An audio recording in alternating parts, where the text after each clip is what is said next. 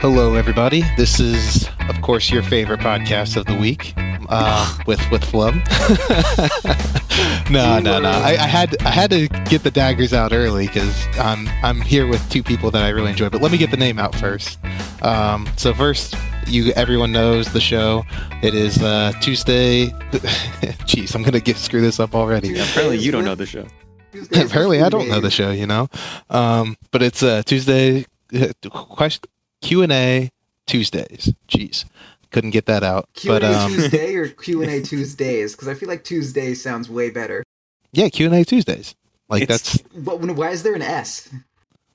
Because Q&A Tuesday, not Q&A Tuesdays. That's you guys stupid. are both getting it wrong. The name of the show is Tuesday Q&A. It flows so much better. Yeah, that's good.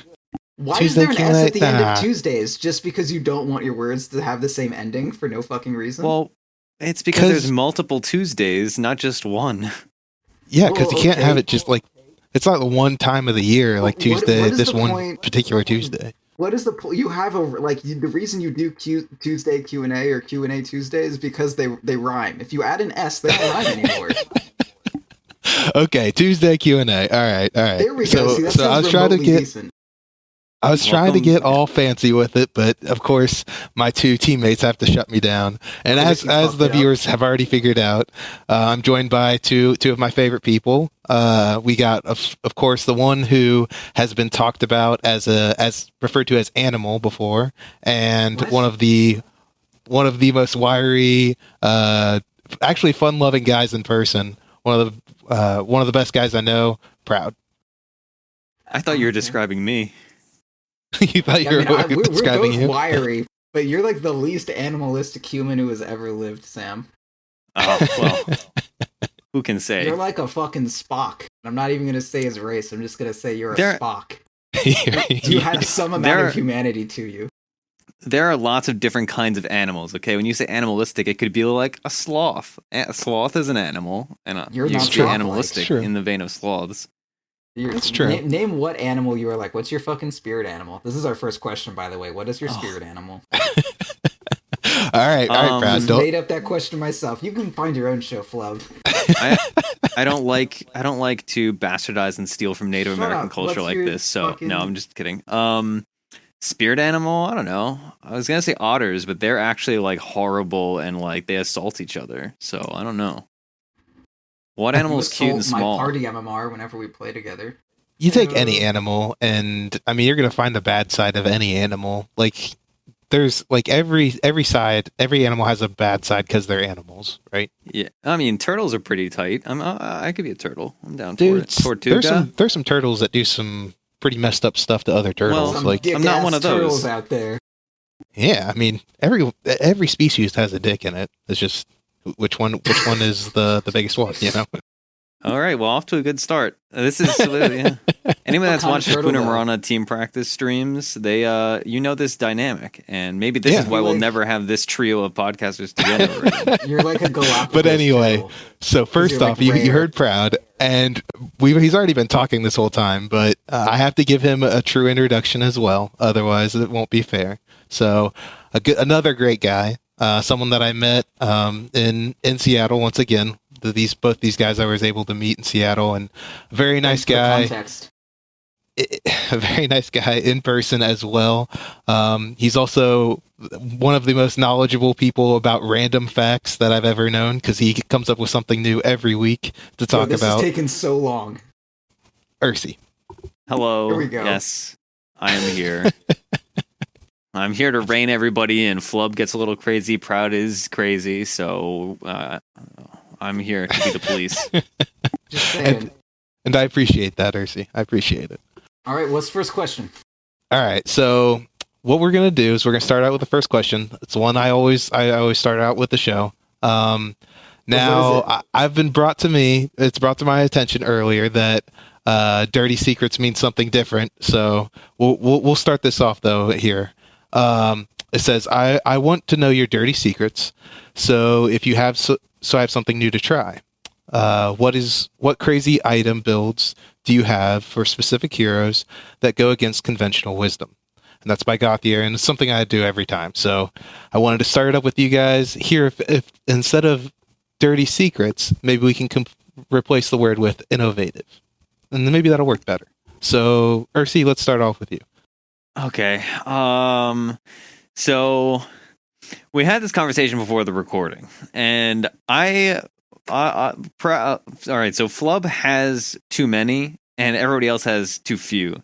So I feel like Flub just wants to list off his own like weird innovations that make no sense, and we flame him for quote unquote. So I will relinquish my time to answer to Flub because I said mine, right? Mine was Rubik Armlet, Invoker Battle Fury, and but like Invoker Battle Fury isn't like a real like it's not something you think is good. It's just like your favorite. It's just something I do. Invoker.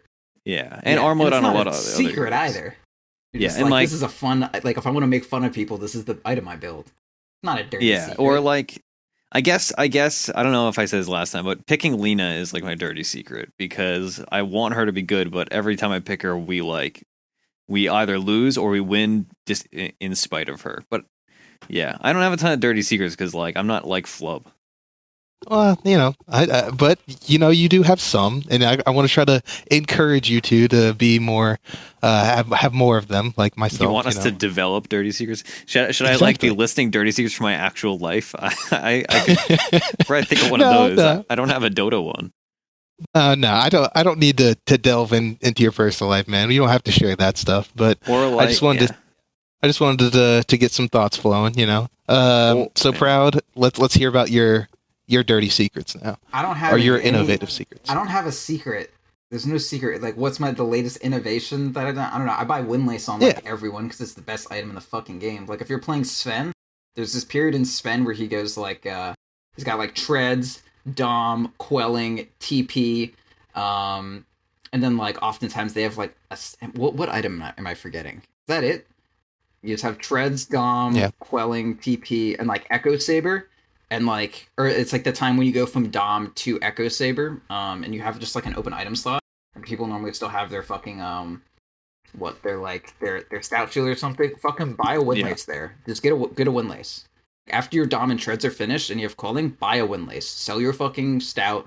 I don't care. Buy a Windlace, and then like you'll finish your Echo, and then once you finish Blink, you replace the Windlace with Blink. So Blink fucking movement item, Windlace movement item. Like it's good. Do that. I don't know. It's not a secret, though. That's just, like, how you play Dota 2. I don't have secrets. I hate this question.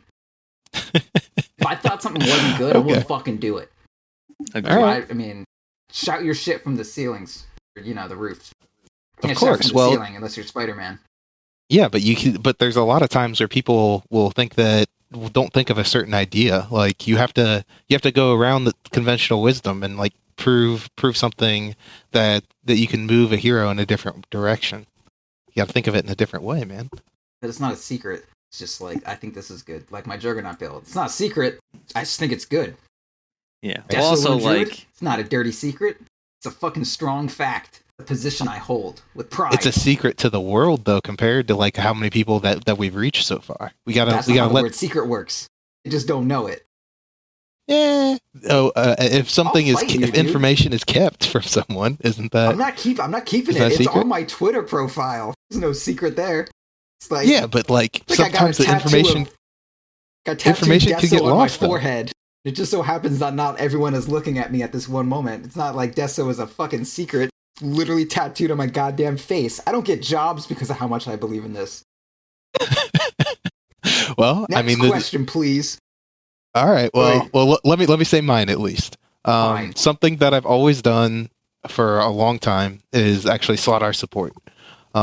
It's not like a dirty secret. Other people have done it. Pros have started picking it up, and yep.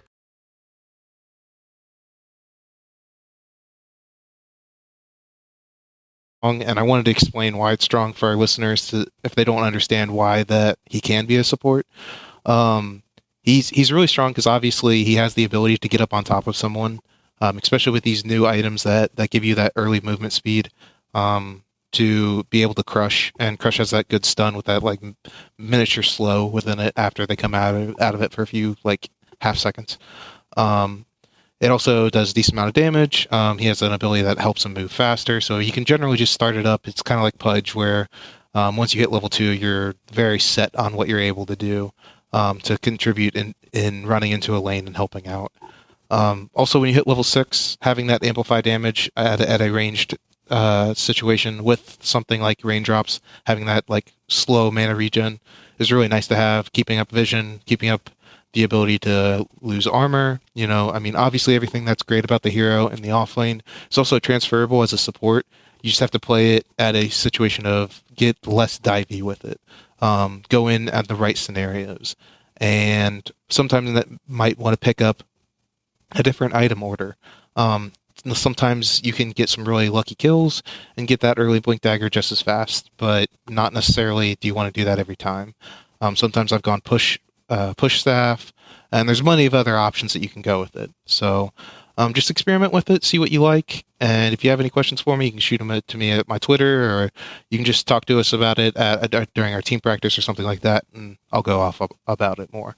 But we're here to ask these guys questions, not me questions. So we're going to move on to the next. About Slaughter, I just want to say on Slaughter support, like it's kind of unreal how much, like even on daytime with full vision. I guess this normally happens more at night, but just like a level 4 Slardar at 5 minutes, like an offlane Slardar that's not getting shit, that just like walks and just sprints at mid, and how often that stun actually does get off. Like it's a melee range spell, and Slardar's not that quick with sprint. Like it's not a blink, but like just get a couple points in sprint. Like if you can get level 4 on Slardar and it's nighttime, so like level 4 at like 7 minutes, it's actually not that hard to just like run up to mid and get the stun off.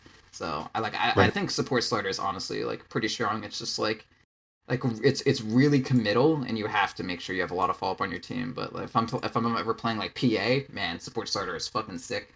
Get that amp damage. I'm tossing daggers. It's great.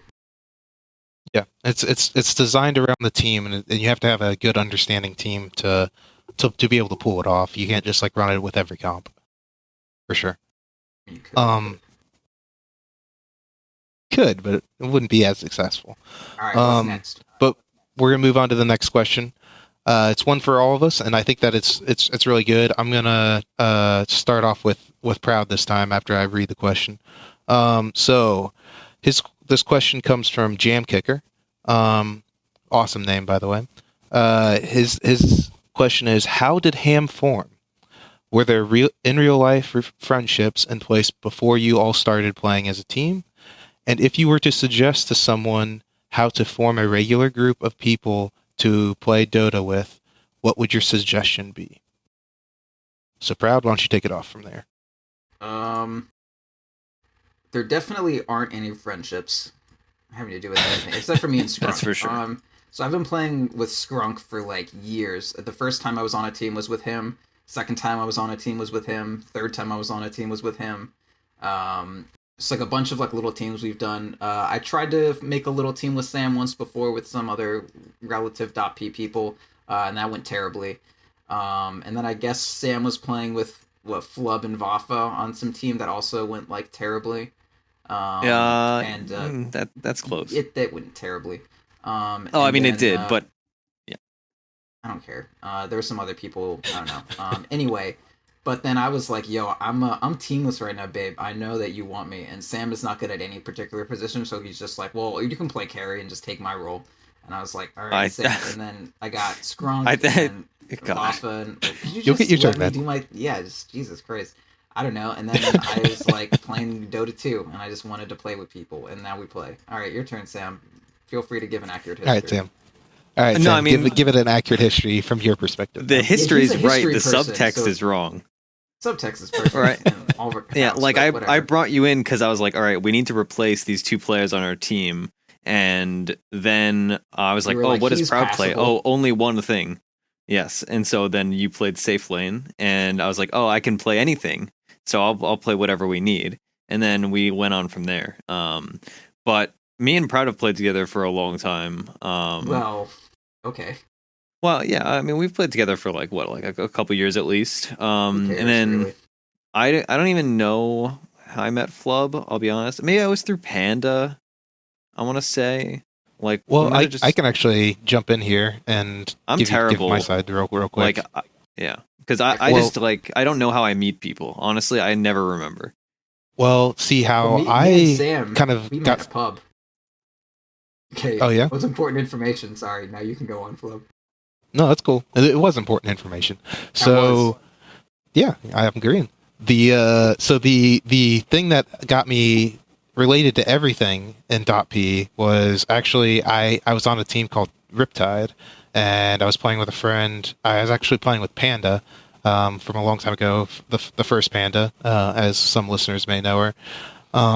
And I was playing with her on that team, and she ended up leaving the team eventually. And then I started playing with Fafnir whenever we needed like a substitute, and he brought over Ursi to play with us in those games to like randomly fill in for us on an 82L match. And then from there, I like kind of knew Ursi and knew Fafnir pretty well and Panda. So I like formed a team with Panda, Ursi, and then I well, not from Riptide. I met a Vafa after Riptide, and then I formed the team that we had with Vafa from the team after Riptide, and then Ursi, Panda, and Panda brought her then fiance or then boyfriend Troya in, and that's how I kind of got really introduced to Ursinity. Yeah, and that lasted for a brief period in time. I was really proud because I named that team, and then the name was .p.exe. Yeah, that's not bad. Yeah, it's a good team name. And I was so hyped, and I wanted that team to be good, and it just wasn't for a variety of reasons. But I'm still proud of that name, I'll be honest. But we can never use it because Ham has to be named Ham because of Proud.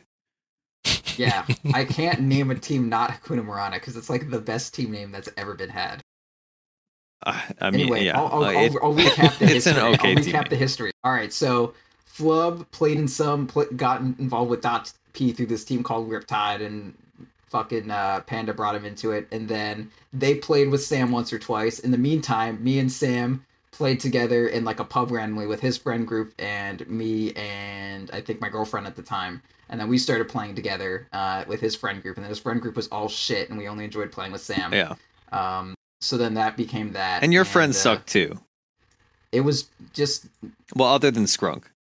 Yeah. Well, who were my friends I was playing with? I was playing with my girlfriend at the time. Yeah, I guess it was just her, actually. I think we played with Bacon some. Oh, yeah. Maybe Bacon? Creep. Creep's a piece of shit. He's like over 5K now. Yeah. Which is embarrassing. I don't know how, honestly, but whatever. Yeah, he's like a mid player. Like, he's actually decent now. It's crazy. Anyway, yeah, so like we played together, and then so like Sam was on a team with Flo, and then they just like mixed the two of us because I was also, I think, in .p at the time, like as a show host, and then we were playing together, and then Vafa, through some fucking mistake, was involved with us. And then we needed also a stand-in a lot because fucking no one besides me is reliable. And so we got Fafnir in there. And then, thank God, Vafa fucking left. And then Ham became the Ham we know today. Yep. Rest in peace, Vafa. Yeah, I was going to say, like, jokes are being said here, guys. I love Vafa. he is one of my good friends. I love Vafa, too. I'm better at him on Invoker, though. That's... Jokes are being had. You were right, Flub. Anyway. My set is more expensive, therefore I am better. Okay. All right, wait, hold on though. We did answer that question, but we didn't answer how we would suggest for him to start with playing with people. Make friends. Yeah, I do want to say this. Nerd. I actually want to say you just play with people and in pubs and invite them to play with you that you find that are similar skill levels or I mean, you don't want something that's like too much one way or the other. You don't want them too much better than you or too much worse than you because you're just going to be like kind of fighting with that person. You kind of want to find equal skill levels, and if you can, just join 82L. Go in as a what is it? Like someone that they can get on the sidelines. Free agent, right? Oh, there you go. Stand-in. Free agent. I was looking for free agent because I know that's like the technical term for it. But the thing is like just put yourself out there, look for different things, different amateur leagues. Because truthfully, like Hakuna Marana is my 10th team on Dota 2, and that's just Dota 2, not even Here's a New Earth, or like I wasn't too serious about Dota 1, so I never was on a team there. But like we've all been on teams. Like all 5 players have been on teams, reoccurring different teams throughout our careers. So just get out there and just try. Because if you don't, then you're never gonna. If you never start anywhere, then you're not gonna get anything. Yeah. In order to be able to say started from the bottom, now we here. You're gonna have to start from the bottom. Yeah. Yep. It definitely, any team I've been on less teams than both of you, but you're not a very well sought out player. It's just, like I'm just not super competitive, but that's a lie. I'm very competitive. Yeah, what the fuck? Just move on. I mean, like I'm not competitive in the sense that I don't go out of my way to play in tournaments. I'm individually competitive with friends and acquaintances and enemies, but I'm not like I'm the type where like Hakuna Marana could only play pubs for the next like few years and I'd be happy. But like I'm not the type to like go out for tournaments. I'm not trying to become a pro player or anything like that. But definitely like if you want to start a team, just like either have a group of friends that are around your skill level and just enter into stuff, or just start pubbing consistently. And like you don't have to take being a team very seriously. You can just kind of naturally do it if you just like have a group of 5 people, and if you just pub regularly, like you can eventually just be like, hey, like let's join a tournament. Or even 6 people, like if you have a regular stand-in like we had for a long time. Like it should be natural. I wouldn't try to force it. The real answer is just do battle cups, like, and find people that you like to play with. That's a very good point. Yeah, I would say like if there's any bit of advice, especially seeing other people's teams, it's that you don't want to like force something that isn't natural and end up playing with people that you don't really like. Because playing as a team, like things get more heated and it's more serious, but at the same time, like that's good if you have like a good group of people, but it can also be bad if like you don't like the people you're playing with, or if like if 3 people think that the other 2 suck, or vice versa, like that's just not a constructive environment for a team to be in. So, make sure everybody's on the same page. I think that's the key to any successful team I've seen, and like the key failing in any team that I've seen that's broken up. Yeah, it's true. And the one thing that I would kind of add on to that is that you asked us about trying to, Jam Kicker, not you specifically, RC, asked us about playing with in real life friends, and in my personal experience, that's always backfired whenever we try to go on a team and be serious about it, because I was generally very serious about doing that, and a lot of my friends weren't, and I mean that's fine. That's what they were at their point. They didn't want to get serious about the game. They enjoyed it as a game.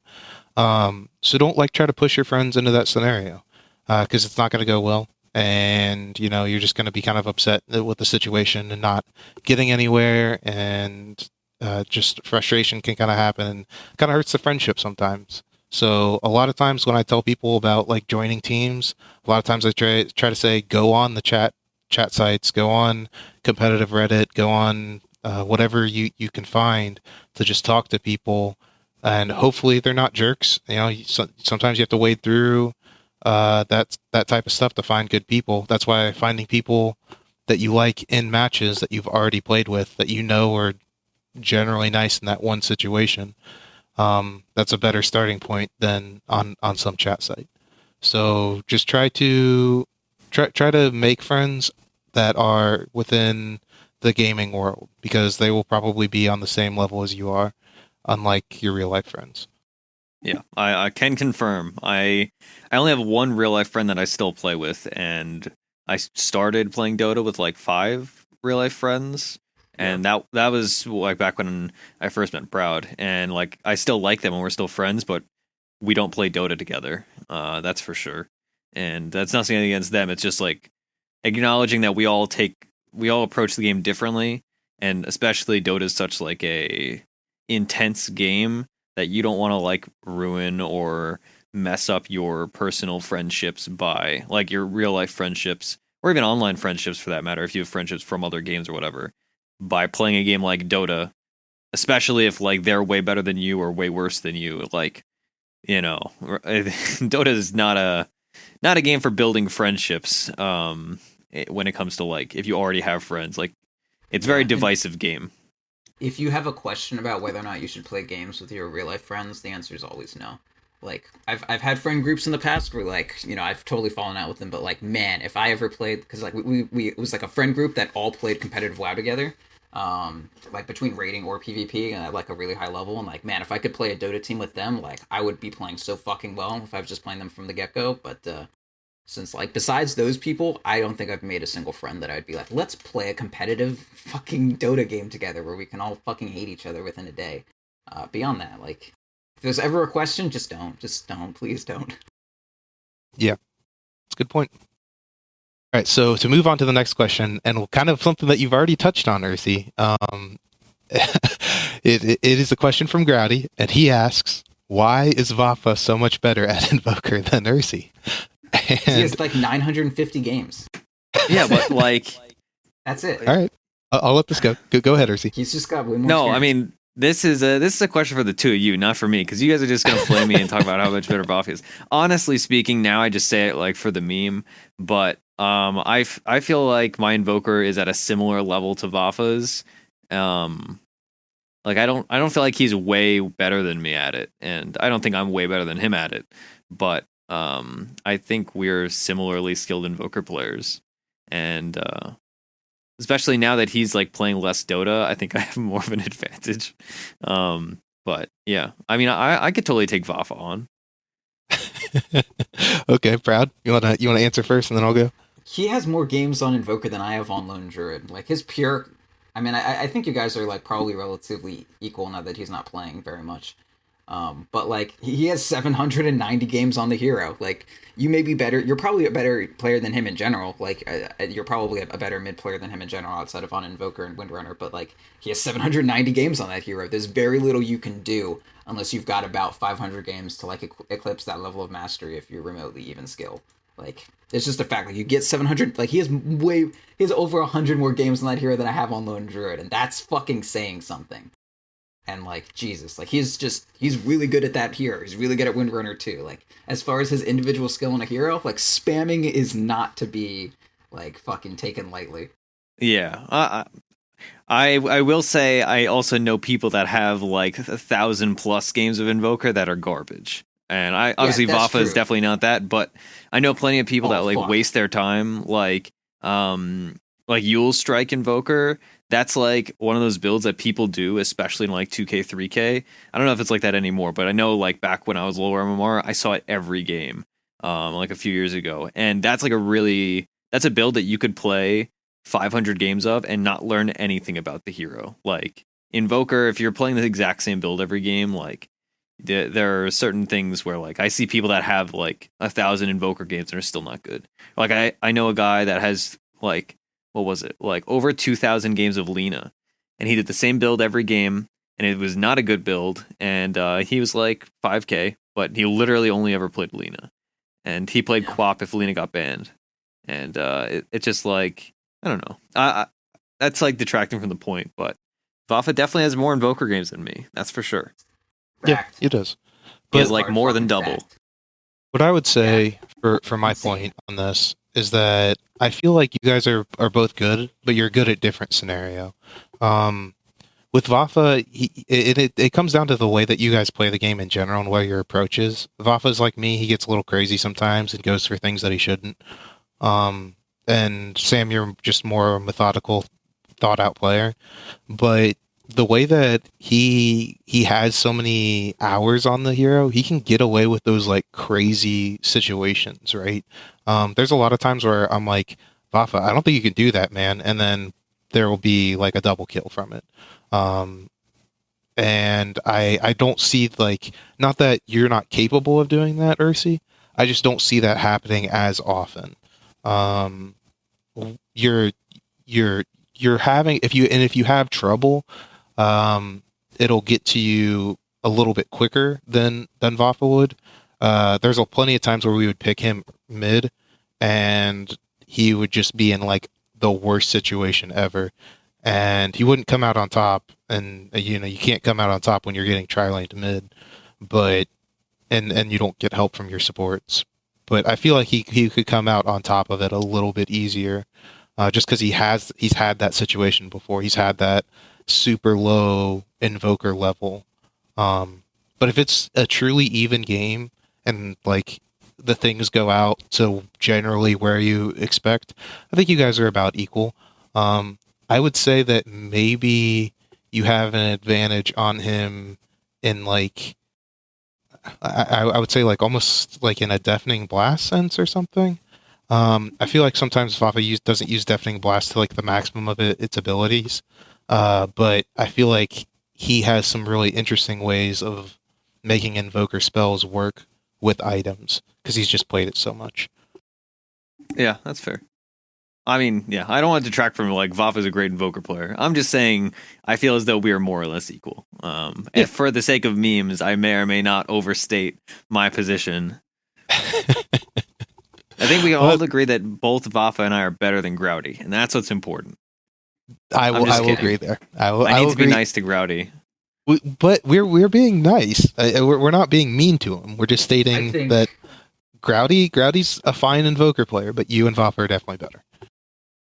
I mean, it's just you guys play the hero just as much as he does, and you guys are very good players. I feel like we should go on to the next question. Yeah, agreed. Okay. All right. Well, I was about to. So we're going to go on to the next question with Schwank, kind of like Skrunk, but Schwank.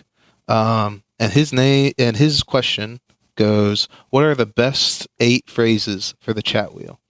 And any preference on location? Okay. You didn't say who's going first, so I'm going first. Also, I think it's Schwank. Like people say, like schwanky, like a schwanky place. Anyway, all right, schwank. It could be. It could be either one. So I don't know. Like, so I guess I'll read my 8 from my thing. I use relax. You're doing fine. Affirmative. Don't give up. I immediately regret my decision. Thanks. Whoops. All heroes missing and the game time. That's my wheel. I only actually really use affirmative, whoops, thanks, and well played. But well played isn't on my wheel because you can bind that individually. And I should be using current game time, but I always forget about it. But definitely like affirmative and whoops. I use whoops constantly. Every time I die, I just say whoops. And like personally, I just do it out of habit now, but I feel like it's a very like I feel like it devolves people's anger at you. Like if you die, you're just being like whoops. Like you always do the double spam. Anytime you're going to use a chat wheel option, unless you're tilting and doing like sarcastic ones, I always do it twice. And I feel like it kind of lightens the mood. It's like, oh, you just fed on Alchemist, which I was doing on stream earlier today. And it's like, oh, whoops. And then people are like, oh, okay, whatever. But yeah, and an affirmative always. And yeah, so that's it. Chat wheel's the best. It auto translates. So all you people that complain about Peruvians or complain about Russians, etc., use your chat wheel. It's great. All right. So that's the advice from Ursi. What do you have to say, Brad? So I definitely have Okay, so on the topic of like where they should be positioned, one thing that I really like that I have is I have all the way to the right, I have missing, and all the way to the left, I have enemy returned. So like when I'm playing mid, I just fucking use that a ton. Or offlane or whatever, just be like, hey, missing, returned, because a lot of times it's like they go missing for like half a second. I'm like, oh shit, they're gone. No, never mind, they're back. And like it's just really easy to remember how to do that. Also, kind of basically on topic, but not exactly. There's customized chat wheel, and then to the left that there's phrases. And my classic is I have get back bound to B, and that's just the best thing you can fucking have. As far as other things, I just recently added good game. Really easy. It's like my top one, just like Y at the top, good game. And I was just talking to Sam about that earlier. And like, if you ever really want to tilt someone, I'm just imagining like if you were playing against a TA and every time they hit you with Psyblades, you just said good game. Like I would be tilted after 3 fucking Psyblades, and they just were like, "Ha ha, I hit you, a bitch," and I'd be like, "Jesus, this fucking asshole." Like, yeah. If you ever want to tilt someone, I'm not saying I do it, but like, good game is a pretty good candidate. Can anyone upgrade the courier? Is classic. That's probably the best. I'm always afraid that I'm being an asshole with it, but at the same time, like, can anyone upgrade the courier, please? Current game time is good for Roshing. Don't give up is fucking awesome. Like that's the best one in the fucking game. And then like well played is fantastic. If anyone ever does anything, I'm just like, all right, good job, well played. The worst is like when I see a kill happens and I think it's my team that killed them, but it's actually theirs, and I'm like, oh, all right, I didn't mean that. Well, that's why you gotta have well played and whoops. So I do well played, whoops. That doesn't. It's like well played, you fucked up. Like that just seems worse. Oh no, I like yeah, you could interpret it that way, I suppose. Yes, you could. See, I don't use like even though I have them on my chat wheel, I don't use like relax, you're doing fine or don't give up, etc. Because I feel like people could interpret them poorly, and like I'd rather just say nothing. There's no like way. Don't give up. Yeah, like if someone like dies and like don't give up, it's fine. That's good. I guess. It is literally untilted me once where I died. I was dying like 3 times, and I was like, God damn it! And then there was like a 2-stack in my party, like, it's okay, dude, don't give up, we'll carry you. And I was like, okay, thank you. Yeah, I almost only use don't give up when we're like dominating and somebody like dies and it's like a joke, and I'm like, oh, don't give up, haha. Okay. But all right, Flub, what's your answer? So my answer is like I generally don't use the chat wheel very much. Yep. The pretty much the only reason I ever use chat wheel is to do the current time. And I screwed that up whenever we're in team practice, actually. A lot of times I'll use it for like cooldowns for myself for like big ultimates instead of Roche timers. That's kind of like something that's more in my mental capacity than Roche. Because generally a lot of people were doing Roche for a period of time. So like tried to train myself to like not do it for Roche and do it for like the big ultimates like Enigma, especially. I would get that down. More so like nowadays I've kind of like untrained myself just because I've been lazy about it. And I think that the chat wheel can serve a purpose like these two are saying, but for me personally, I would rather just say it. I always am talking to my team, trying to keep them calm. If generally someone like starts flaming, I can just like talk them down and keep them at a cool pace just by my voice. So for me, chat wheel is not the best. Yeah, I mean, we've had this argument before, that's for sure. Right. I don't want to rehash old arguments, so we'll move on to the next question. I can't listen to you when you're talking someone down, so I had to mute your voice. It just, okay, I don't know. Fine. It just bothers me. Yeah. Yeah, it bothers you, but for the people in general in my chat, like, because you have to listen to me all the time. You have to hear my voice moaning on and on and on. But it's just this one 40-minute game that people have to hear me. And if people only hear me for 40 minutes, I'm pretty calming. Man, like in our team practice and stuff, because usually stream from my perspective, and I say a lot of things off of like the mic because I don't use open mic for like comms, and I will say Flub's positivity is probably the thing that tilts me the most in this entire universe. That's not even Flub specifically. Like other times where like we're losing a game. And people are like Skrunk was doing this earlier. We were in a ranked match that was going awfully. Like it was the game you were watching when I was playing OD. Yeah, it was just absolute garbage game. And I think it was Skrunk and Shield Wind were like, oh no, let's go, like we can come back. And I was like, guys, we can't come back. The Sven has like his 6 slots at 18 minutes. We're getting 2-shot. Like, please stop talking and just be sad for the next few minutes while we lose. And oh god, oh god, you guys that are overly positive in like clearly lost games tilt me to no end. Save our positivity for when it's important. Yeah, like I like being positive when like it's like we're in a positive situation, but when when like things going a little bad, then it's like, oh, don't worry about it, like I'll gank your lane or something.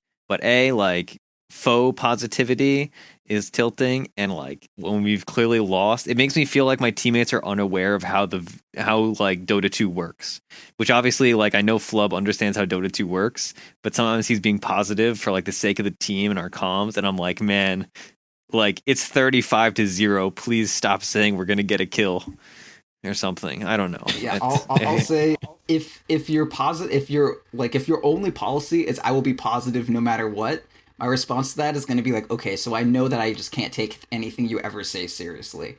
And because like if you're being positive when it's 100% the game is lost, I do not know how to interpret you when you're being positive, like, and we can still win. Because, like, if you just use the same words regardless of if the game is obviously lost or whatever, like, your words now mean nothing. It's like someone who says, like, good game, well played every single game. Like, that was kind of my issue with StarCraft. Like, someone would six pool me and be like, good game, well played. I'm like, no, it wasn't. I died to a six pool. Like, you're just saying that because it's generic politeness. Like, it doesn't mean anything if you say it every fucking time anything happens. That's my position on that. But the thing is I never compliment until it's a compliment thing. I just say that we can do this. But we can't. Sometimes we can't do this.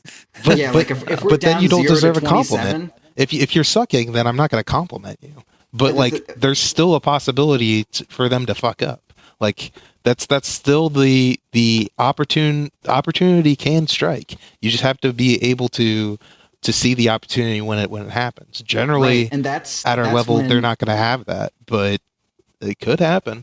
That's when you don't say like, it's okay, guys, we still got this. It's like, all right, just sit in base and maybe they'll fuck up. Like if you're speaking at a language that is consistent with how bad the game is, that's fine. Like if you're literally saying like, all right, we're really fucking behind, let's just hope they throw, like that, and that's your position, that's a fine position to hold. But don't say like, it's fine, because it's not. It's not fine. We're gonna fucking lose. Just admit it. Just say like, the only way we win this is if they fucking fuck up. And you're like, all right, like that's a solid position to hold because it's accurate. Like that's true.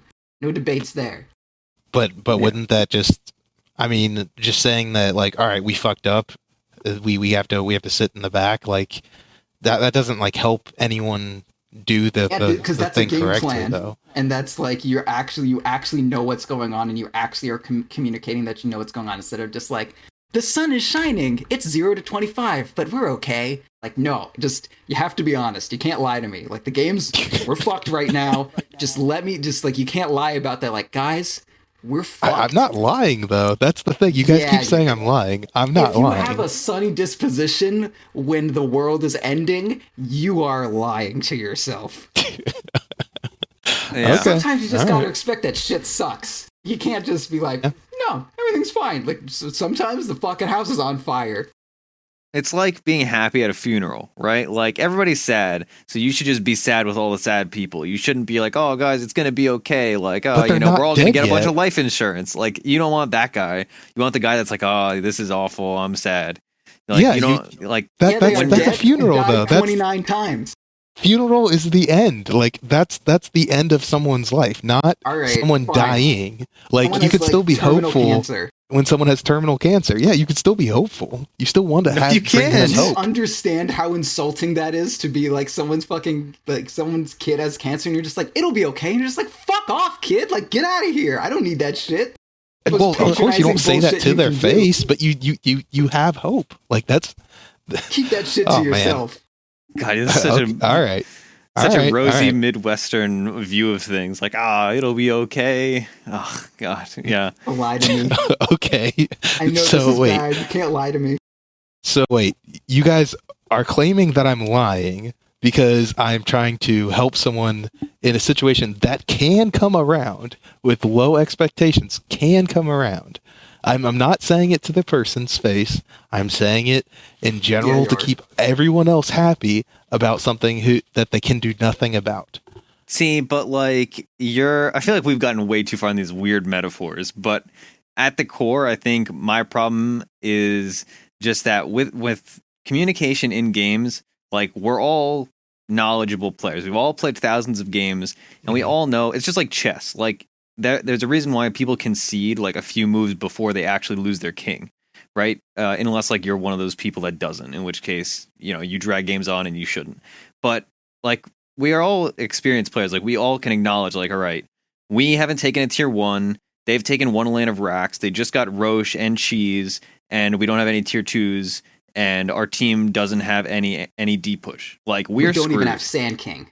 Yeah, we don't have the God Hero. We don't have a Coddle. Like the game is lost. And like it's one thing to make a joke about it. Like that's what I'll normally do if I'm in stacks. Like, okay, guys, all we have to do is wait for them to throw, or like, you know, some other generic like, you know, mood brightening joke that like clearly is acknowledging like, all right, we're all screwed and we're gonna be miserable for the next 5 minutes dying, and they're gonna fountain dive us.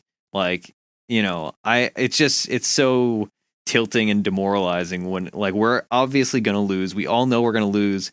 but then somebody, whether it's some random dude in a pub or whether it's you in team practice, or even if it was me or even if it was Proud, like if somebody's like, oh guys, don't worry, we got this, we can get a kill, all we got to do is get a hook, and then like we're all gonna like sell our items and buy blood thorns and kill the enemy carry and get 3,000, like just be realistic about it. I don't know, it's not like you can be productive in a game. Right.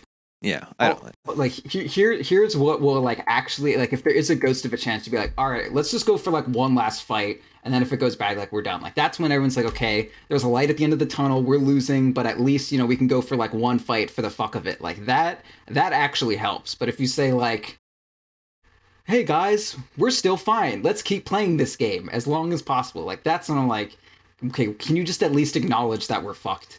Like one last fight, totally cool. Saying like, oh, keep going, it's fine. It's like people who defend Mega Creeps. I hate people who defend Mega Creeps. Because it's possible to win, Mercy. It's possible to win. I've done that like many times. It depends on the game, because Love is now picturing every situation where you had like Medusa Sven on your team, and you're picturing every situation where you had like no carry. Yeah, well, that's the thing is like, I understand what you guys are saying. Like, I guess I will try to be less positive during team practice for you guys, if that helps the situation. Still relentlessly positive, that's an issue. Yeah, positivity is good. It's just there's a time and a place. Okay, so I will try to work on that, and we'll talk about that without these mics on us, and people are probably bored with us talking about these rants, but we'll move on to the next question. All right, so well, this comes from Jay Gushi, our resident. Hate that guy. Oh, great guy, one of the best. He's the best. He's our resident Reddit guy, and he what does he do? He's the administrator for the Reddit. Shout him out every show. We can just like, read the question. Okay. Yeah. Well, he has a big one. He asks, what do you consider a skillless hero? I have been hearing that Doom ranting that Roland and Ursi had, and I can't believe that they think that it is a skillless hero. Devour is one of the most complex abilities to use correctly, like knowing when it is good time to devour. What thing thinking? All right. Well, what thing thinking? What you're having some issues here. Yeah. The question is all messed up. I should have retyped this out better. My bad. What do you need to do for like stuns and purges and nets and that type of thing? He also says that you can say that Sven is a skillless hero because of God Strength with the damage buff, Warcry AoE armor buff, Great Cleave passive, and stun. Pretty self-explanatory. But going on to other things for like using the ability to like stack creeps with his helm can make it kind of a skillful hero. So he's just kind of getting at, what do you guys consider is a skillless hero? And maybe he was trying to bring that up, that there are other skillless heroes that maybe you're not considering. So I'm going to go with Proud on this one first, because Ursi got to answer it before, and then we'll go on to Ursi. So Proud, what's up with you? What do you think is a skillless hero? The only things that I can think are like really skillless are heroes where like it's just press button and then you can like maybe win the game off of like one button press, or like you can do a bunch of crazy shit, or your whole team can do something that the enemy team like cannot react to, and it doesn't require a lot of planning or intelligence to like use the skill. Like the one that Sam always brings up is like Omni Slash, right? Like if you find a support and they don't have a disable and then you Omni Slash them, like that's pretty skillless. And like I agree for the most part. Like, but similarly, like, you know, I'd always reply to Sam like, okay, yeah, Omni Slash skillless ability, but so it isn't Laguna Blade also skillless because it's just press button receive damage, at least when it was like super crazy and like very long range, which was totally stupid. But yeah, like I would my old thing that I used to hate was like the old Faceless Void. Dodge, his like evasion thing, completely fucking skillless. You would chrono someone, and he was a carry, so you could just like chrono someone and kill their entire team, and the fucking bubble was huge. So just like shit like that. I feel like Doom as an ability is mostly skillless once you get to a certain point, but of course every other aspect of Doom is like very skillful. Like the number of times that I've done like a blink fucking centaur stomp and like 10 motherfuckers, like God, that feels so fucking good. But in general, like, you know, if you just look at Doom in a vacuum, it's pretty fucking skillless.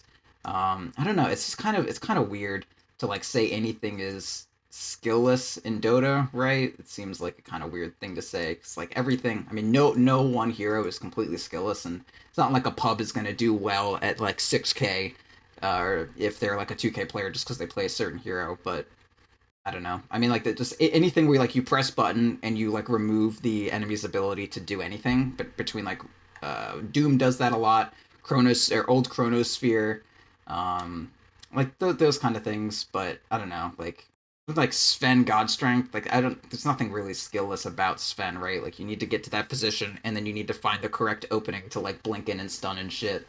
I don't know. Yeah, that's. I mean, Sam probably is going to say something, and then I'll have something to respond to. But in general, I don't really think anything is too skillless outside of like, you know, press button, receive game. Yeah, I mean, I think we more or less agree. I would say like, yeah, there's no heroes that are skillless. There is like a scale, right? I would say when it comes to these kind of heroes like Doom, even if so Doom, like the whole reason you pick Doom is for Doom. So the hero's is most significant. The most significant thing the hero does is the one skillless thing he does, right? And so that makes the hero, while it requires a certain amount of skill, and yes, Devour is a complicated ability that requires, you know, experience playing the hero. If like you took away that ability and you still had Doom, like Doom would still be just as effective. So if your hero has like a big ult, like a Ravage or a Doom or an Omni Slash, then while the hero overall is not skillless, its primary function is skillless. So like Jug, similarly, like I wouldn't say Jug is a skillless hero, but Omni Slash in itself is a fairly skillless ability.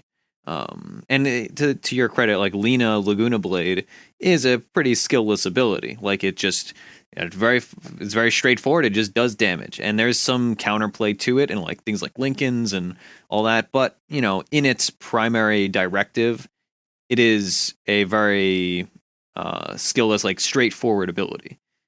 So I would say I wouldn't necessarily say any hero is skillless, but some heroes require more skill or less skill, and heroes that's primary goal is to do one single thing, and that one single thing is incredibly easy and is just like point and click. How about like this? Ravage. I would say like certain methods of counterplay are like skillless. For example, like breaking a Batrider, a Batrider tether or Batrider lasso with like Venge is like a pretty skilled, like that's a skilled interaction.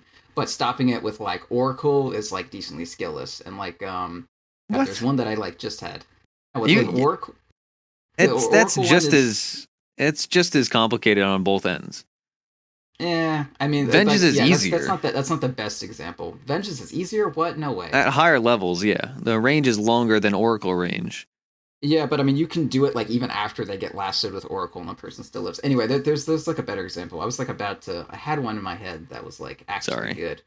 Sorry, you start talking. I'm just trying to remember this one now. Oh yeah, like I don't know, like Doom as a counter to a hero. Like Doom is it's a really easy to counter someone with Doom, right? You just fucking Doom them and then it's done. Versus like the counterplay to Storm with like a Lion is a lot harder because you need to make sure you don't get like zipped on and shit. I had a much better one. I'm very sad now. Well, like a PA dagger critting and killing a support at 60 minutes is not a skillful thing. It's like, oh, I saw CM, so I threw a dagger at her, and I got lucky and it crit, and now she's dead. Like, that is not a skillful maneuver, despite the fact that the hero requires a certain amount of skill to get to that point, etc. So that's like, that would be one big example that I hear all the time. Mm-hmm. Or like, if you're playing like, see, now I don't want to just insult everybody's favorite heroes, but like a hero like a generic sieging hero, like a sniper or a Drow Ranger or like a Medusa. you're just standing in one place and it's like, okay, I farmed like X, Y, and Z items and I'm just standing in one place and I'm sieging and I have the right defensive heroes that can save me if I get gone on it and I have a significant lead. Like, that's not a skillful action, but that doesn't mean the hero does not take skill. Like, I would say every hero takes skill. It's just, some take more than others and some benefit more so from skill than others with certain abilities. And I would say that's why, like, in pubs, when you're playing with lower skill players, a lot of times you're just like, okay, our offlaner, we could pick like Beastmaster and he'd be perfect here, but he's kind of complicated. So let's just pick Tide because Tide is good and he's consistent. And like, that's not to take away from, like, you can make huge plays on Tide and Tide's a skilled hero, but he benefits less from having a ton of skill than an offlaner like Sand King or actually Sand King's a bad example because that hero is just so good. But a hero like Bat Rider, So I would say that's kind of my kind of obfuscated answer, where I kind of beating around the bush a little because I don't want to insult specific heroes, but some do require more skill and thought than others. There are just like certain interactions that are kind of skillless, like Wyvern against Meepo. I'm not a good Wyvern player, but I will pick Wyvern against Meepo, and even though I have zero fucking skill with the hero, I mean, I have some, I used to be good at the hero, but then it got changed, and I haven't played it in like ever. But like Wyvern ulti against Meepo, there's like no fucking skill there. You just blink in and press it, and you receive a kill every fucking time. Like that's it. I mean, like there were some counters to Meepo that require a little bit more skill, but in general, like a hard counter like a Wyvern to a Meepo, like that's skillless. Like if I'm sure the first time I did that to some Meepo player, he was like, "This is the stupidest fucking thing I've ever seen in my goddamn life." And he's right. It's dumb. It's dumb fucking strong. Until he started only fighting with 2 Meepos at a time until he killed me, and then he would fight with all 5. That was fucking good. Like that was some skilled ass counterplay. But it required way more skill for him to deal with me than it did for me to deal with him. I required no skill for me to deal with him. It required an immense amount of skill for him to deal with me. So that's kind of what I think of when I think of like skillless things. Yeah, and that's a good point. I kind of think that in general that this question is kind of something that people need to learn eventually. Is that every hero, every decision that you make does require skill. When you kind of get to the point that you're saying that something is skillless, then you're kind of not understanding what Dota is at that point, and you kind of need to look at the game a little bit differently. Try to figure out what you can do to do something that is skillful with the hero. Do something that understands. Something that like Proud has talked about many times is with Lone Druid. You can like kind of prime your pump with an entangle, and you can kind of know as a Lone Druid player when you're going to do that. So some people can call it skillless because they are skillless with the hero and they just like attack people at random and don't really understand what's going on with it. But if you can prime the pump and learn how to like anticipate things and understand certain nuances of the hero, everything can be skillful. And but if there was one hero that I feel like is like the lowest skill possible, no matter who you are, I still think that this hero takes skill, mind you, but is probably the worst is Wraith King. Wraith King is like something he's like got 3 passives, and his one ability that he does use is a stun that, just as a single target stun that does a slow, does dot damage, and is a single target stun. Now, I mean, that stun can be dodged. You also have to manage your mana for his ultimate. He generally gets armlet on the hero, so you have to be able to toggle armlet correctly. So there's plenty of things that are skillful within him, but 3 passives and a really easy point-and-click stun is probably the most skillless, quote-unquote, that you can get, in my opinion. Yeah. Well, also, I think Flubby is a good point, and this will be my last comment on the question, that Dota in and of itself is a skill. Like, you could be playing no hero and just observing a game, and you still need to have skill to like understand and comprehend the state of the game and how things are going, etc. So don't forget that. Like, even if you're playing a quote unquote skillless hero or a hero that requires less skill, you're still like playing Dota, which is an incredibly complicated game, and you're micromanaging a lot of things. So a hero like Doom that we're saying like, yeah, sure, maybe your personal goal in this game is just to blink Doom the Storm Spirit every single time, but that still means you need to have spatial awareness and you need to be positioned in the right way. You need to be able to do all these things that are not tied to the actual hero, but tied to the overall game and your ability to play as a Dota player, not as a Doom. So, yeah, that's good. Yeah, whatever. All right, so we're gonna move on to the next question. And that question comes from, once again, Schwenk, or did I said that right? Right, Schwenk. I mean, we could both be wrong. Who knows? I was just saying Schwenk because like Schwanky. Pretty sure Schwenk is okay. I think you guys know more about this than I do, so I'm gonna say Schwenk. So it comes from Schwenk again. Doctor. Recently, a few pro teams, such as FDL, have been playing Vengeful Spirit as a safe lane carry. What about the current 6.8 meta has made Venge viable as a core? Are there other traditional supports that could be played as a safe lane carry? Let's go. I think I went with Proud first last time, so let's go with Ursi first time. So we've actually run, not recently, but in previous iterations of Hakuna Mirana, we've run Avenge not as a safe lane core, but as a aggro, like the core in an aggro tri lane. And the hero used to also be run as a core, like pretty commonly, like Flub, or all of us played Dota 1. Like that's been a thing that's like a little fringe for a long time, and it's legit. It's really common in CIS teams. That exactly, yeah. So. It's fine. Like, if you look at the actual hero itself, like, she has a strong nuke, she has minus armor, which is like, that's exactly what you want in a core. She doesn't require a lot of items to get online, so she's well accented to these kind of like aggressive lineups. She's very skirmishy. She allows you to pick greedier cores in the mid lane and the off lane, or if you're running her in aggro tri in the safe lane. So she just enables you to do a lot of things. Also, I know Proud, this is one thing you're probably better answering this since you drafted, but it's nice to have cores, or it's nice to have picks that are versatile. So if they, let's say FDL, God bless, best team, because Stan King was on Theorycrafting Thursday, if they draft Venge in first phase, if they say like, if they pick Batrider Venge, they can put the Venge in a support position, like typically they could run it in a safe lane position, they could run it in an aggro tri lane. And similar with the Batrider, they could play in the off lane, or they could play in aggro lane and safe lane the Bat. Or if you have a certain kind of mid player, you can run a Batrider mid. Like, these kind of versatile picks are very valuable. So that's a big value for that's a big credit for Vengeful Spirit. And I think the hero's been viable as a carry or as a core in general for a while. This is not like a super new thing. Like, it's existed, just like she's still more common as a support for obvious reasons. Mm-hmm, definitely. So, Proud, what do you feel about the Venge in this situation? I think it's good. I think there's a lot of because the main reason I would say it's relevant now to teams that aren't CIS teams is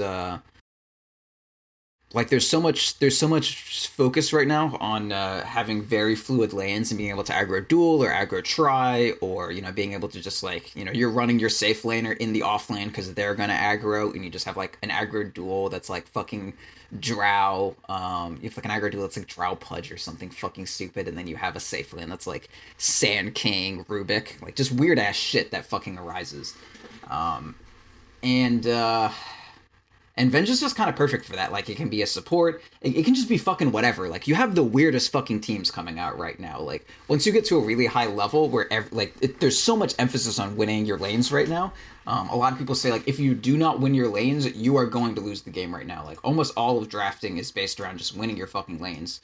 Because, I don't know, like, in between, like, the items and just how team fighty everything is. And all these heroes are so even that kind of, like, once you get an advantage, you're just gonna end up kind of like winning. Not to say there's no comebacks or whatever, but like getting an early advantage is just a really big deal right now. I can't like explain the entire meta, and that not even saying that I understand everything completely, but just kind of the way everything's working out. You really want to win your lanes early, and a really flexible pick, not only a flexible pick like Venge, but also like a flexible pick that flexes into a lane winning core. And also, I don't know what the fuck it is with her, but she's just a really good core. Like, she's honestly just really fucking good. But it's very strange to play her. But anyway, I mean, she's good. She's flexible. She's a lane-winning core. She's a core that doesn't need a lot of assistance. Like, you can run a dual lane of Venge +1, and that's gonna beat out almost any offlaner. And she's just good, so that's why you see her. Like, she can win your safe lane for you, and transition into like a ranged core, which is pretty rare. Like, you name almost any other ranged core, they're fucking squishy and they're just gonna die and they can't fight early. Venge is not like that at all. So she can play up against the Sand King and not die to a fucking caustic. Right? Like, that's good. Yeah, totally. And I mean, what I have to say about mine, but about my input, is that Ursi kind of brought it up that generally we all play Dota 1, and there's a lot of things that people don't remember that Dota 1 didn't necessarily have everyone that they have today. Certain things were less available, and sometimes it's good to pull out these strategies that you know worked before. Now, obviously, the hero changes over time, and there's certain things that get nerfed and buffed that makes certain things better. But at its core, it can still be played in that position if the right thing gets buffed or the right thing happens to them. And Venge is just at that point right now. She is an agi hero who does have an ability. No. Fuck. What? She's an agi hero who has the ability to increase her damage. Fucking Korean barbecue and M-Dog, aka Merlini. I have to fucking talk with you nerds. Okay. Well, anyway, I just needed to express how upset I am right now. Go on.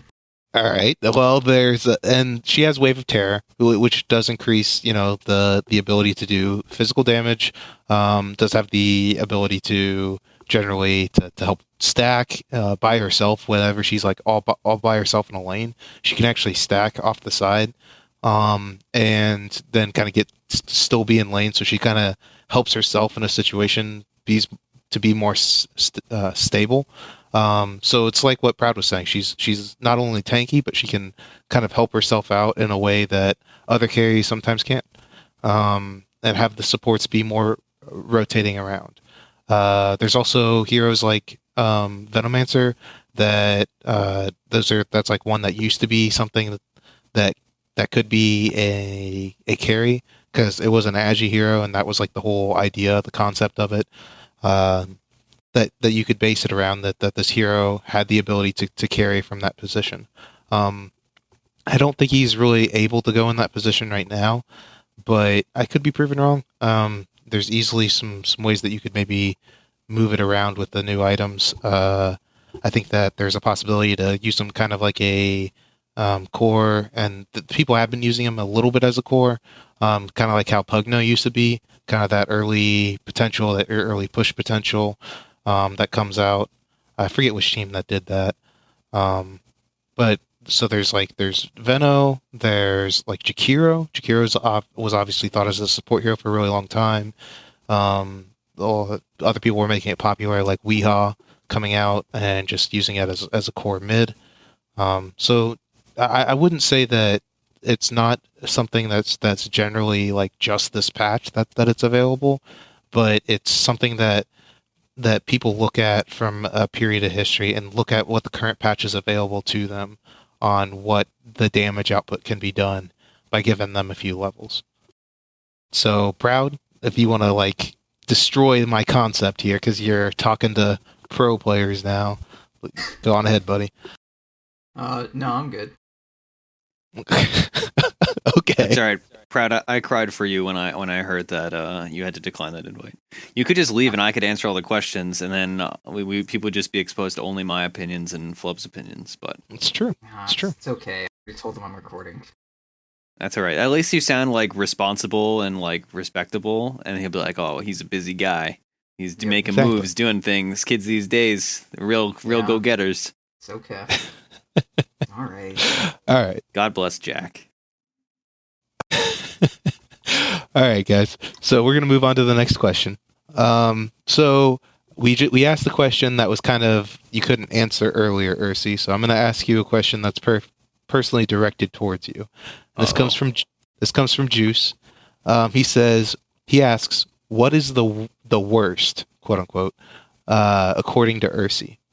Is there an updated list somewhere?"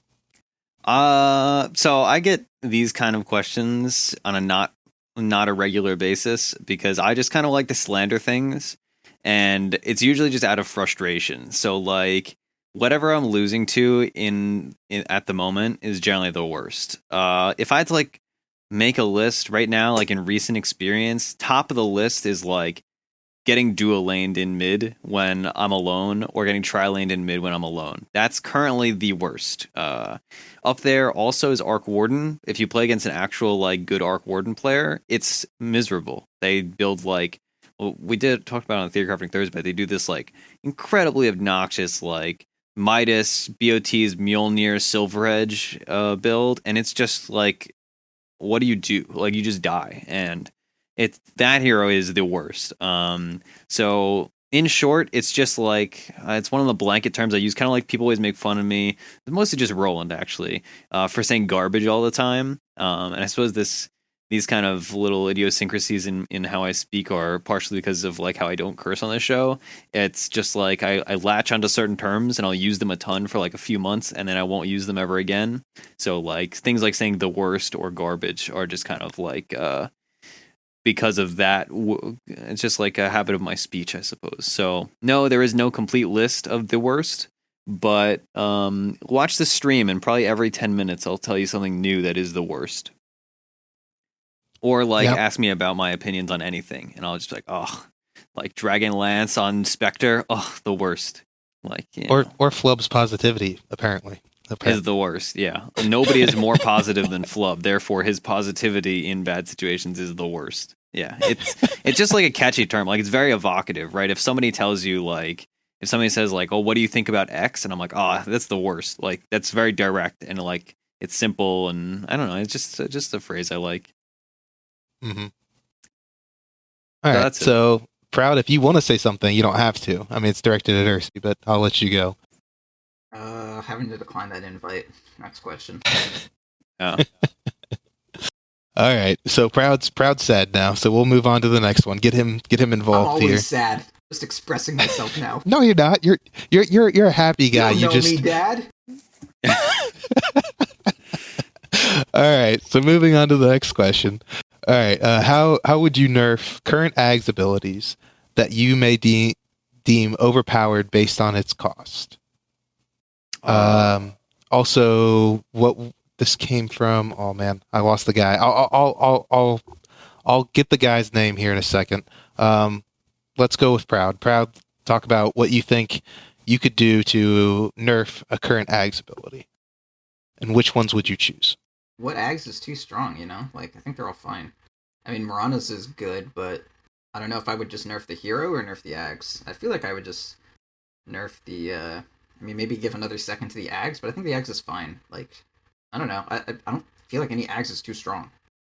Yeah. I kind of agree with you. I feel like maybe if you thought about it in that, like, maybe Aghanims is... So, like, we all know the heroes that, like, Aghanims is an absolute necessity on. Maybe the idea that like it's too strong, or it's so strong on that hero, therefore you have to buy it every game, kind of like Mirana.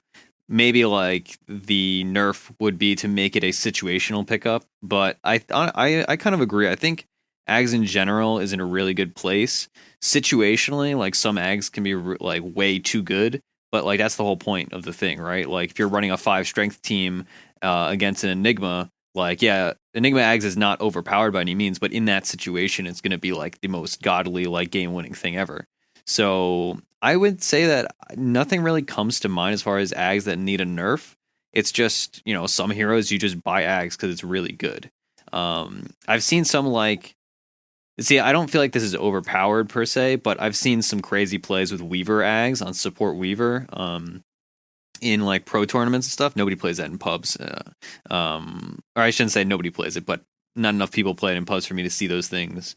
I'd say more so there are a lot of Aghanims that are just really bad and need to be changed. Like Kunkka Ags, like you're just never going to buy that. Or like Sven Ags is just like, unless you have a really specific team comp, it's just not like an item that you want to have. So I think there's like a weird dynamic with all these Aghanims nowadays that affect non-ultimate abilities, and I feel like that's kind of getting to a point that's too much, in my opinion. I feel like Ags should be only for ults. So heroes like Mirana or Tinker that have Aghanims that affect non-ultimate abilities. I'm not a big fan of that as like a mechanic in Dota 2, but I think as of now it's not like egregious. But I feel like if they kept adding it, it would get to be a bit much. So that's it. All right. Easy. Is Flub speaking now? Flub, can you speak, please, my friend? I'm sorry. I thought I was speaking for some reason. Push to talk does funny things to the mind. Yep. Sorry about that, guys. So before we go any further, the person that said this quote or asked this question was Kuma Mizu. He asked a question last week. Yeah, and that's bear water, by the way. And I'm pretty sure in Japanese it's bear water. Bear water? Yeah. Oh, there you go. Correct. You have kinship with him then, Ursi? No, I don't. I'm a reformed weeaboo, so I know a few random Japanese words. It's my cross to bear. All right. Well, so I guess I want to kind of restate this question for you two. Yep.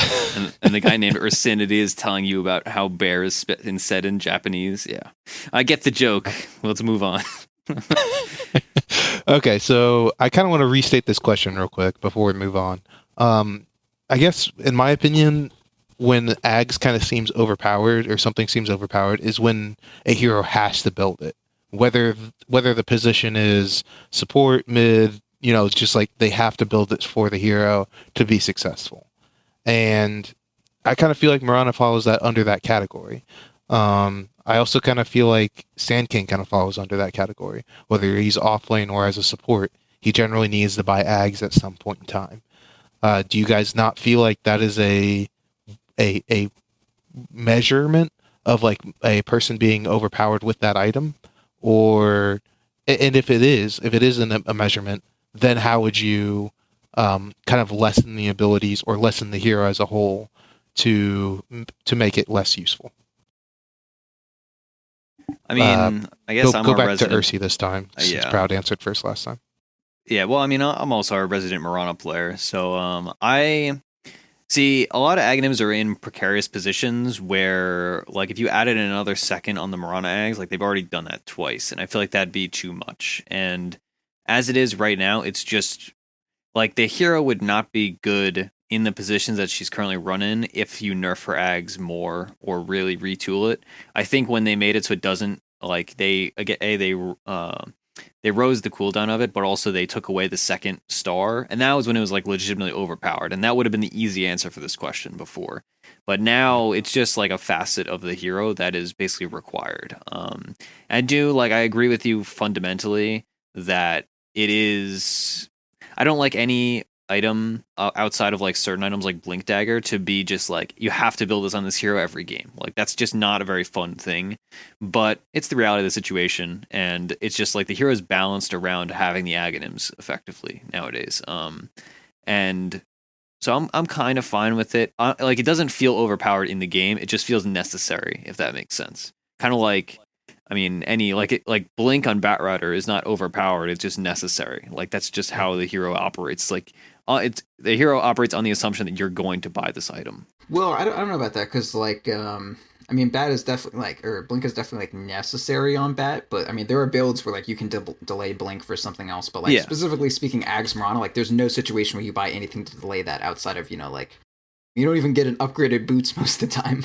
Well, it depends on the matchup. So a lot of times you do, and on support, I mean, most of the time. Yeah, on support, sometimes you do different things too. Like you'll go mana boots, and I agree with you though that it is without fail your first significant item on Mirana. I think it's the most severe Ags, like the most necessary Ags that we've seen. I mean, maybe not the most necessary, but the most like zero option on even like build order. You just got to get that Ags. Mm-hmm. Yeah. I'm trying to think of anything that's like similarly valued, but all the other Ags are either like a luxury item that's really good, like Sand King Ags, or are a situational pickup where like for whatever reason, or like Nyx Ags is incredibly strong. Like I would say that while you don't rush it first necessarily, is like a mandatory item on the hero. Similarly, yeah, I would say it's maybe like one step below Mirana as far as like Ags that fundamentally just improve everything the hero does and like improve the hero to such a drastic extent. Like maybe AA Ags, but like AA Ags you can miss and stuff. So I get your point, but I think her Ags is in a good place. It just so happens that its good place is being mandatory. I think they'd have to like fundamentally change how the Aghanims worked for it to not be mandatory. Like they could honestly add like 2 or 3 seconds on the Ags, and it would just make Mirana not a good hero. Like it wouldn't make you buy Ags less. It would just make her a worse hero. Like you'd still be like, okay, I want to farm waves constantly, and that's it. Like, yeah. The entirety of the hero is like predicated on the Ags, honestly. Yeah. And like you could go back, and I've seen people do like older antiquated Mirana builds, and it's one of those things, we talk about this a lot on the show, but it's one of those things where like you can have success on Mirana without building Ags, but you are going to be winning despite the fact that you didn't build Ags. Whereas any decent Mirana build, even if you're doing like a pushing build or a support build or whatever, like you're always going to want to have Ags, just because even if you never hit a hero with it, the fact that it increases your GPM just passively by like a couple hundred is so phenomenal that like it cannot be understated. Yeah. I feel like it's one of those things though that they kind of retooled the hero and they moved it in a direction that maybe people do enjoy that. Maybe people do enjoy the new Mirana so much that someone like me who was playing the hero before, they kind of found something that they thought worked and they liked the hero. And now it kind of feels like a different hero altogether just because of Ags. So I kind of feel like they've kind of like changed the core concept of what she is. And it almost feels like for me, I'd rather just not see an Ags anymore. I'd rather them like take away her ability to get Ags or use it for like having a couple arrows. Like that sounds pretty broken too, but having like 2 arrows that have like a little bit quicker cooldown or something could be pretty cool too. Yeah, like a charge system, or like, yeah, I think, yeah, I mean, I more or less agree with you that if they would have to fundamentally change the Ags, not just like nerf it, right? Like if a thing is just mandatory, like it would still be mandatory unless it was nerfed significantly, and then it would just be like, oh, I just don't pick Mirana now. It wouldn't be, oh, I pick Mirana, but I don't build Ags. It would just be, I don't play Mirana because they made it so it's 20-second cooldown or something. Like, yeah. Yeah. I think double arrows would be absurd though, because you just hit somebody long range and then just throw the next one and then just hit both of them. So like, okay, yeah, you got a point. If there was Mirana on the field, you'd have to have like a Legion or a like just someone in the game that can break that. It's cool lore wise though. If you're like, oh, she gains a quiver, like, oh yeah, now she has like 4 arrows or something. It's interesting, but I still think it's in a fine place. Like maybe you could add like a little, like nerf it a little, but like Mirana's not OP, I don't think. But it just so happens that like her Ags is super super core. I'm just imagining like a fucking barrage of arrows coming at me, and I've like nowhere to go. Yeah. Sounds awful. Man, play WTF mode, and there you go. There you have it. Yeah, I don't need fucking Dota to be a bullet hell. Like, let's not do that, please. All right. Anyway, and on that note, we're gonna wrap up the show here, so that Proud can go to his friends and play his beautiful Dota with people he loves. It's done, man. It's done. He already declined the invite. It's done. We could be here for another hour, and he can hope to get into the next party. Well, it's okay. I'll let him go watch his friends. I'll give him that. So we're gonna wrap this up. You can follow us at @.b_show. You can follow us at Twitch. You can follow us at our Patreon. Patreon.com/Defense of the Patients. You can also donate there, and me, Proud, and Ursi, or any of the other, or either Cyphus or Roland we'll review games, and we will kind of give you an overview of what you can do and kind of give you a little bit of a coaching session. It's always fun to do. Donate there. There's other prizes and other things that we have going on there too. And then you can also email us questions about the show. I always appreciate everything that people have been sending in, all the comments that you guys give, and just general questions that you want to know for people. So you can email us at defenseofthepatients@gmail.com. You can also follow our Twitch, twitch.tv/.ptv. We generally have Roland and Cyphus and these guys, all four of the guys besides me, generally play some solo MMR on there, generally have fun throughout the week. And then on Wednesdays sometimes and Sundays, every Sunday, we generally have our team practice. So you guys can catch us there if you ever want to look at us play and hear these two complain about me being so nice all the time. Mostly just me, because I'm the one. Well, how nice he is. Really a huge asshole. Yeah. I get my frustration out sometimes, especially like now that I'm a mid player. I've had to like kind of mold my persona into that of a mid player, not intentionally, but just kind of like that's just what happens. And yeah, you're just a dick now. Yeah, I mean, I've kind of always been, but I used to be nicer because I was like, support player. But now, like, I am realizing I've evolved into the ultimate form of Ursi until I get demoted back to support or promoted, depending on the situation. Yeah. You don't even need to imbibe anything to be a fucking asshole anymore. Yeah, well, yeah, I mean, I try real hard not to be, and now that I'm a mid player, I just don't even try not to be, honestly. That's just how it goes. Yeah. And like you gotta be a pretty bad person to be a mid player. Like you gotta be super competitive and be like, man, this other mid player is garbage. And he's only winning because he's tri-laning me, and my supports are off doing and then I go on a rant, and that's how my stream tends to go. Yeah. All right. So before like we go on to another rant, you guys can catch up on these two on that rant. Because I know whenever fucking Sam streams, he's being a fucking asshole. Yeah, but like you're just quiet. Sucks. All right. You guys get to argue about this on your can on Thursday. So you can hear about these guys arguing about that stuff and plenty more. They always have a good show. We'll also be sorry, I don't want to interrupt you too much, but we'll also be streaming our Patch Notes review when that comes out on the 12th. We'll have Scrunk too. Yeah. Oh, Scrunk really? as well. Is that decided? Yeah, because I mean, I'm like living at his house. So yeah, cool. And also we want an offlaner because none of us offlane. That's true. That'll be good perspective. So you can also follow us at Reddit at our Reddit, Reddit/Defense of the Patients. Jay Gushi, as we mentioned earlier, is the administrator for it, and he is a great guy. There's also our YouTube channel, youtube.com/.ptv1. You can find all of our content that from Theorycraft Thursdays that these two guys do. Their games on there to other reviews from Fafnir, another prominent member of .p that's like part of the community. And there's just plenty of extra stuff there, so you can follow us there. You can follow us at Twitter. You can follow me at FlubDota. You can follow Ursinity at Ursinity. You can follow Proud at ProudDota. And next week, as a special treat, I'm going to have Toffees from Coffee with Toffees on.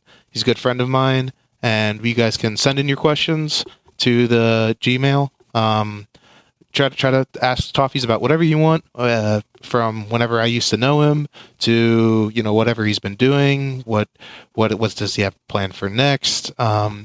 Just general anything that you want to ask the guy. He's open and a great guy to talk to. So I'm excited to have him on next week, and we'll have one of these guys or maybe Roland or Cyphus on as well. So you'll hear more about that during the week. I'll tweet out something, and I think that's it. Is there anything else? Am I missing anything? I don't think so. I don't know. I wasn't auditing you this time. You can find iTunes reviews are nice. your builds. .tumblr.com. I've been recently doing like, if you just met, like, I've had a lot of people message me on Twitter, just be like, hey, I don't know how to play this hero. Can you put a build up? And it's like Storm Spirit. I'm like, I don't fucking know, but I just like look at 5 different pro players' builds and I make one. So even if it's a fucking support or a offlaner or a mid, like I can still make one for you, and it'll be better than a Tortellini build at the very least. So you got that going for you. I like the restoring rivalry. Yeah. Dude, also, if you've ever listened to like any of my shows, I just like flame him relentlessly. I mean, he's not like that bad. It's just like I look at a Slark build and it's like no regen. Double Fairy Fire. Yeah. Yeah, like what is the fucking classic Double Fairy Fire Slark that we all know and love? Like what the fuck is this? It's just a few weird. Like if anything isn't totally hashed out, like his Sven build, fine. But if it's like the patch before Lifestealer becomes meta, and I look at it, it's like 2 salves and a Stout Shield. Like what the fuck? Okay, so before Brad goes into another giant rant, we're going to close up the show, and I wish you all a Merry Christmas. No, I was going to say happy time watching the internet the international Boston Majors, and lastly, may your GGs be easy. That's dumb. You had to get in. That's dumb. You